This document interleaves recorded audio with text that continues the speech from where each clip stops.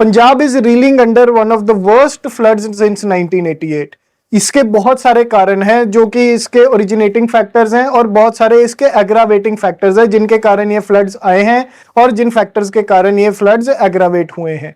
सो थोड़ा सा जान लेते हैं इस पूरे इशू के बारे में, ये क्या इशू है। सबसे पहले अगर हम थोड़े फैक्ट्स की बात करें तो पंजाब के जो ये फ्लड्स हैं they are one of the worst floods since 1988।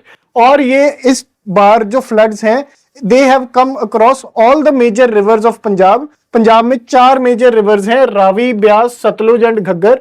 Ravi और ब्यास सबसे पहले फ्लड हुई हैं पंजाब में, और सतलुज जो है it is flowing near its danger mark. कुछ कुछ रीजन्स में इसमें भी फ्लडिंग हुई है। अगर आप अनंतपुर साहब, नंगल वाले रीजन में देखो तो कहीं कहीं पानी जो है वो ओवरफ्लो हुआ है। और घग्गर रिवर जो है, Ghaggar river is also flowing over the danger mark in Punjab. अगर आप घग्गर रिवर का थोड़ा सा कोर्स देखो जो यहाँ पे मेंशन्ड नहीं है, तो घग्गर रिवर जो है कुछ कुछ पंजाब और हरियाणा के बॉर्डर के आसपास ऐसे फ्लो करती है, and it can lead to flooding in the regions of SAS Nagar, Patiala, Sangrur and Mansa before it goes into Rajasthan and Haryana. So Punjab की जो ये 4 मेजर रिवर्स हैं, इन चारों को all these 4 are vulnerable for flooding, और इस बार इन चारों में फ्लडिंग के जो मौके हैं वो आए हैं। सो पंजाब में अगर हम बात करें तो 1400 विलेजेस जो हैं, near about 1400 villages in Punjab have been flooded and they are submerged under water. 3 lakh acres of land, 3 lakh acres of agricultural land जो है वो इससे अफेक्ट हुई है। सो 3 लाख एकड़ के ऊपर जो हमारी पैडी की क्रॉपिंग है, पैडी की कल्टीवेशन है, वो सारी की सारी इसमें खराब हो गई है। सो मेजर रीजन्स आपने देखा होगा, माझा, दोआबा, कंडी रीजन्स जिसमें पठानकोट, होशियारपुर वाला रीजन आता है, ये सारे अफेक्ट हुए हैं। मालवा रीजन जो है it is also very very vulnerable right now, but अभी तक इतनी मेजर फ्लडिंग के कोई वहां पे इंस्टेंसेस देखने को नहीं मिले हैं, but because of the incessant rainfall यहां भी फ्लडिंग हो सकती है आने वाले टाइम्स में। मेजर डिस्ट्रिक्ट्स जो अफेक्ट हुए हैं उसमें अगर आप पठानकोट से शुरू करो तो पठानकोट, गुरदासपुर, अमृतसर, तरन तारण, राइट, फाजिलका रीजन जो फिरोजपुर का एरिया है थोड़ा सा वो अफेक्ट हुआ है, जलंधर बहुत अफेक्टेड है, कपूरथला एंड होशियारपुर। सो ये वाली पूरी की पूरी बेल्ट जो है, जो अपनी माझा और दोआबा रीजन की जो बेल्ट है, it is completely affected because of these floods. So there has been heavy loss of life and property. Approximately 30 लोग जो हैं उनकी डेथ हो चुकी है इन फ्लड्स में, और बहुत सारा डैमेज जो है वो एग्रीकल्चरल क्रॉप्स को, 3 लाख एकड़ में जो पैडी कल्टीवेशन है वो खराब हो गई है। बहुत सारा लोगों का जो लाइव स्टॉक था वो डैमेज हो गया है इस फ्लड्स के कारण। So there has been a large scale damage to life and property in Punjab. इसके मेजर रीजंस क्या क्या हैं? सबसे पहला इसका इमीडिएट रीजन जो होता है फ्लडिंग का, वो होता है जो बंद होते हैं, जो एम्बैंकमेंट्स होते हैं उनका ब्रीच होना। These embankments are created along the river flood plains, और इनको पंजाबी में हम लोकल लैंग्वेज में तुसी बंद भी कहते हैं। They are also known as तुसी बंद। These बंद्स ये जो हैं ये embankments हैं, these are man-made embankments जो पंजाब के वाटर रिसोर्सेज डिपार्टमेंट ने 1950s और 60s में बनाई थी रिवर के दोनों बैंक्स के ऊपर, ताकि रिवर का जो पानी है इन बैंक्स के अंदर रह सके। ये जो तुसी बंद्स हैं दीज आर अर्दन मेड, ये मिट्टी के बने होते हैं। These are not made out of concrete, these are earthen made. So ये जो होते हैं दीज आर लार्जली अर्दन, कच्चे होते हैं ये। सो कच्चे होने के कारण these can get frequently breached. इनको ब्रीच करना रिवर के लिए इजी रहता है, क्योंकि जैसे जैसे रिवर का पानी इंक्रीज होता जाता है इनका जो ability to contain the water है वो रिड्यूस हो जाती है, and ultimately they get breached. जो इसका टॉप सरफेस होता है इन तुसी बंद्स का, जो अगर आप यहाँ पे ध्यान से देखो तो इसका जो टॉप सरफेस होता है, ये top surface it is used for travelling, right. इसको एक अनपेव्ड, एक कच्ची रोड की तरह यूज किया जा सकता है। इसके ऊपर से ट्रैक्टर्स मूव हो सकते हैं गांव में, यहाँ पे लोग एक जगह से दूसरी जगह रिवर्स के पास पास ट्रैवल कर पाते हैं। सो that is the practical use of these तुसी बंद्स। बट ये इनकी जो हाइट होती है ये 5 से 15 फीट के आसपास की होती है। इनके जो विड्थ होती है वो 10 से 15 फीट के आसपास की विड्थ होती है, और इनको स्टेबलाइज करने के लिए, ताकि ये रिवर्स के साथ डिसॉल्व होकर जो मिट्टी है ये इसको ब्रीच ना हो जाए, तो इनको स्ट्रॉन्ग करने के लिए स्टोन पिचिंग की जरूरत होती है, स्टड्स यूज किए जाते हैं, और रेगुलर मेंटेनेंस की इनको जरूरत होती है। बिकॉज ये चीजें हमने इन तुसी बंस के साथ नहीं की, this was one of the primary reasons कि ये जो पानी है, जो रिवर्स हैं, वो एक्सपैंड हो गई हैं। सो सबसे पहला जो रीजन है for flooding, it is the breaching of these तुसी बंस। इसके बाद अगर हम बात करें तो मेजर रीजन जो है इसका है एक्सेसिव रेनफॉल। एक्सेसिव रेनफॉल जो है वो सबसे इंपॉर्टेंट और मेजर रीजन है पंजाब में इस बार फ्लड्स आने का। एक्सेसिव रेनफॉल आईएमडी ने हमें बताया है कि दिस टाइम इन पंजाब, अगर हम अगस्त की बात करें तो there has been a 74% surplus rainfall, right. There has been a 74% surplus rainfall in Punjab as a whole. But अगर हम फ्लड अफेक्टेड डिस्ट्रिक्ट्स की स्पेसिफिकली बात करें, पठानकोट, गुरदासपुर, जलंधर की बात करें, तो इन डिस्ट्रिक्ट्स में 150% एक्सेसिव रेनफॉल हुआ है।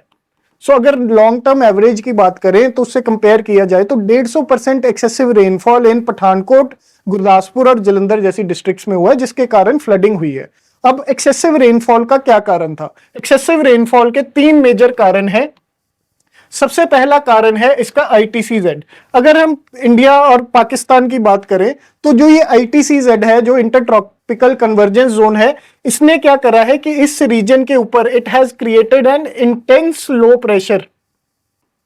It has created an intense low pressure in the north western India, जिसके कारण ये सारी की सारी मॉनसून विंड्स को अट्रैक्ट कर रहा है and it is leading to heavy rainfall in Punjab as well as Himachal Pradesh and Jammu and Kashmir.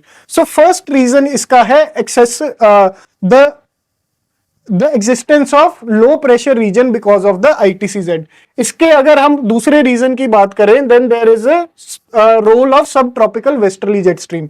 अगर हम वेस्टर्ली जेट स्ट्रीम की बात करें तो वेस्टर्ली जेट स्ट्रीम एक विंड सिस्टम है जो मेडिटेरेनियन और कैस्पियन सी से होते हुए नॉर्थ वेस्टर्न इंडिया को इंपैक्ट करता है, mainly in the months of November, December, January and February. But इस बार क्या हो रहा है, ये जो सब ट्रॉपिकल वेस्टर्ली जेट स्ट्रीम है, ये वेस्टर्न डिस्टर्बेंसेस को मेडिटेरेनियन सी से लेके आ रहा है and these western disturbances are interacting with the Bay of Bengal branch of the Arabian sea. These are interacting with the Bay of Bengal branch of the monsoon winds, right. Bay of Bengal branch of the monsoons के साथ ही interact कर रही हैं और because of the interaction of these two systems there is excessive rainfall in this region, right. Excessive rainfall in Punjab, Himachal Pradesh and Jammu and Kashmir and similarly the Punjab region of Pakistan as well. अगर हम तीसरे रीजन की बात करें, the third region is the presence of Madden Julian oscillations. जो हम geography में GS में पढ़ते हैं, role of Madden Julian oscillation in intensification of the monsoon winds, उसमें अगर हम मैडन-जूलियन ऑसिलेशन जो है इस टाइम पे it has established itself over this region in north western India and some parts of Pakistan. और जहां पे मैडन-जूलियन ऑसिलेशन अपने आप को एस्टैब्लिश कर लेता है वहां पे it leads to excessive rainfall. So because of these 3 major reasons Punjab का जो नॉर्थ वेस्ट पंजाब जो है, नॉर्थ वेस्टर्न इंडिया जो है, Himachal Pradesh, Jammu and Kashmir, Haryana as well as some parts of Pakistan Punjab, it is experiencing excessive rainfall, right. Excessive rainfall के बाद सबसे main reason था एक्सेसिव रेनफॉल का। अब इसके बाद हम देखते हैं aggravating reasons for these floods. Aggravating reasons में सबसे पहला रीजन है ज्योग्राफी ऑफ पंजाब। अगर हम ज्योग्राफी ऑफ पंजाब की बात करते हैं, अगर हम पंजाब की बात करें, सो पंजाब के आसपास यहाँ पे हैं हिमालयाज, राइट। हिमालयाज से बहुत सारी रिवर्स बहुत तेजी से निकल के आती हैं और पंजाब में प्लेन एरियाज में एंटर कर जाती हैं, राइट। बहुत सारी रिवर्स जो है एंटर करती हैं एंड इट एंटर करने के बाद प्लेन हो जाती है, जिसके कारण ये इन रिवर्स की स्पीड जो है वो बहुत फास्ट होती है। और इन रिवर्स को कंट्रोल करने के लिए हमने रिवर्स के ऊपर डैम्स बनाए हैं। जैसे यहाँ पे अगर हम बात करें तो there is the Ranjit Sagar dam, right. अगर हम इस रिवर ब्यास की बात करें तो ब्यास के ऊपर there is this Pong dam. And अगर हम रिवर सतलुज की बात करते हैं तो सतलुज के ऊपर we have created the Bhakra Nangal dam, right. So these dams were actually created to control the flow of these rivers into Punjab. So इन्होंने बहुत इफेक्टिवली कंट्रोल भी करा है रिवर्स को। पिछले बहुत टाइम्स से ये रिवर्स जो हैं they have been unable to create flood like conditions in Punjab. But इस बार because of excessive rainfall and because of the geography of Punjab, that Punjab is a flood plain of these major rivers, it is leading to aggravation of these floods in Punjab. अब पंजाब जो है इसमें 3 perennial rivers हैं और एक seasonal river है Ghaggar, right. इन reverse के कारण एक छोटा सा पंजाब का एरिया जिसमें 4 मेजर रिवर्स फ्लो करती हैं, इसमें पानी जो है इसकी अवेलेबिलिटी इंक्रीज हो जाती है मॉनसून सीजन्स में। सो because of this excessive availability of water and the plain areas of Punjab, so इसके कारण क्या होता है, यहाँ पे फ्लड की जो कंडीशंस हैं वो एग्रावेट हो जाती हैं, राइट। डेंसिटी ऑफ रिवर जो है पंजाब में वन ऑफ द हाईएस्ट है इंडिया में। इसके बाद अगर हम बात करें तो average elevation in Punjab is approximately 300 metres. सो एवरेज एलिवेशन से हमें ये पता लगता है कि पंजाब जो है वो एक बहुत प्लेन एरिया है। इसमें अगर पानी एक जगह से निकलता है रिवर से तो it expands along vast areas of land, right. वो जो पानी है अगर एक जगह पे ब्रीच होती है then it can lead to submergence of a lot of villages, because ये एक प्लेन एरिया है और यहाँ पे पानी डाउनस्ट्रीम फ्लो करने की बजाय ये अलोंग द स्ट्रीम्स भी फ्लो कर जाता है because of the flat topography of Punjab, right. फिर अब अगर हम बात करें तो पंजाब की एक बेसिन टोपोग्राफी है जो मालवा रीजन मेनली है। अगर आप मालवा रीजन की बात करो, दोआबा रीजन की बात करो तो ये 2 रिवर्स के बीच का रीजन है, राइट। अगर ये यहां से ब्रीच होता है और यहां से ब्रीच होता है तो it can lead to the inundation of the entire Doaba region. अगर हम घग्गर रिवर की बात करते हैं तो घग्गर रिवर अगर ब्रीच होती है तो यहां से सतलुज के साथ और घग्गर के साथ ये मालवा रीजन जो है पूरा का पूरा वल्नरेबल हो जाता है। और जो इसकी टोपोग्राफी है वो कहीं ना कहीं कुछ इस तरह की है और यहाँ पे इसकी प्रॉब्लम ये होती है कि अगर यहाँ पे पानी आता है तो उसको ड्रेन आउट करना बहुत मुश्किल हो जाता है। That is why Malwa region की जो ज्योग्राफी है जो एक बेसिन टोपोग्राफी का मतलब एक जैसे वॉश बेसिन होती है हमारी, वैसी इनकी एक टोपोग्राफी है और बेसिन टोपोग्राफी होने के कारण यहां से पानी जो है वो एस्केप नहीं हो पाता और एक्सेसिव फ्लडिंग यहां पे होती है, right. This was the first aggravating reason. इसके बाद अगर हम बात करें क्लाइमेट चेंज की, क्लाइमेट चेंज जो है it is one of the most important aggravating reasons for flooding in today's world. कहीं भी अगर आप बात करो, फ्लैश फ्लड्स की बात करो, अर्बन फ्लडिंग की बात करो, पंजाब फ्लड्स की बात करो, Himachal floods, J&K floods, Uttarakhand की बात करो, हर जगह पे आपको क्लाइमेट चेंज का इंपैक्ट, क्लाइमेट चेंज की स्टैंप उसके ऊपर जरूर दिखेगी। सो सबसे पहला important change because of climate change is short duration high intensity rainfall events.